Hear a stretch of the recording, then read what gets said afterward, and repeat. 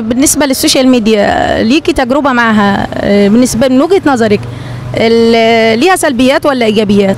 اكيد ليها سلبيات وايجابيات. يعني يمكن ايجابيات ان احنا دلوقتي بنعرف الدنيا اسرع، موجودين على كل حاجه بشكل العالم كله بقريه واحده زي ما بالظبط، زي ما حضرتك عارفه، بنعرف اخبار حاجات كويسه. بس اكوردنج لده برضو في حاجات سلبيات كتيره، في ان احنا بقينا متربصين شويه لبعض، في برضو ناس سيئه، نوايا سيئه بتسمع عنك، مش بتتمنى لك الخير، حاجات زي كده بتبقى سلبيه كتير. برضو الانسان اللي بيستخدمها لازم يبقى فاهم ده، يستخدمها بشكل كويس. ممكن تواصل مع ناس احنا مش عارفين نتواصل معاها بشكل قريب كل يوم، لكن مش معنى ده ان احنا نبقى برضو متربصين لبعض، يعني بمعنى صح.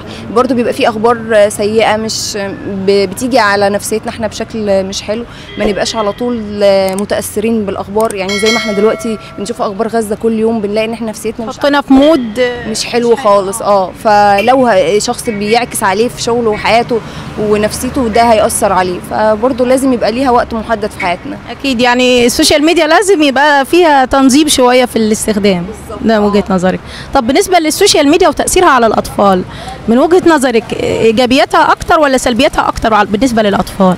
لا، عامة 100% ما ينفعش. يعني لحد سن يمكن اعدادي وسنة ما ينفعش نبقى مدين الاطفال. يعني عكس ما احنا كنا زمان كده، اغلبنا بنمسك الموبايل على اعدادي وثانوي، فما نعرفش يعني ايه فيس والكلام ده كله غير متأخر.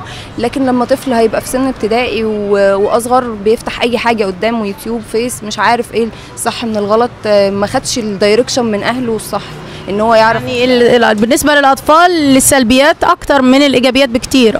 هو مش هيعرف يستفاد بيها بشكل كويس كليرنينج، كسوشيابيليتي، مش هيستفاد بيها بالشكل ده. هو هيستفاد بالشكل المضر، لانه كل حاجه مفتوحه قصاده. بالعكس، ممكن تسبب له مشاكل كتيره. بالظبط زي ما بحضرتك، وانا سعيده باللقاء.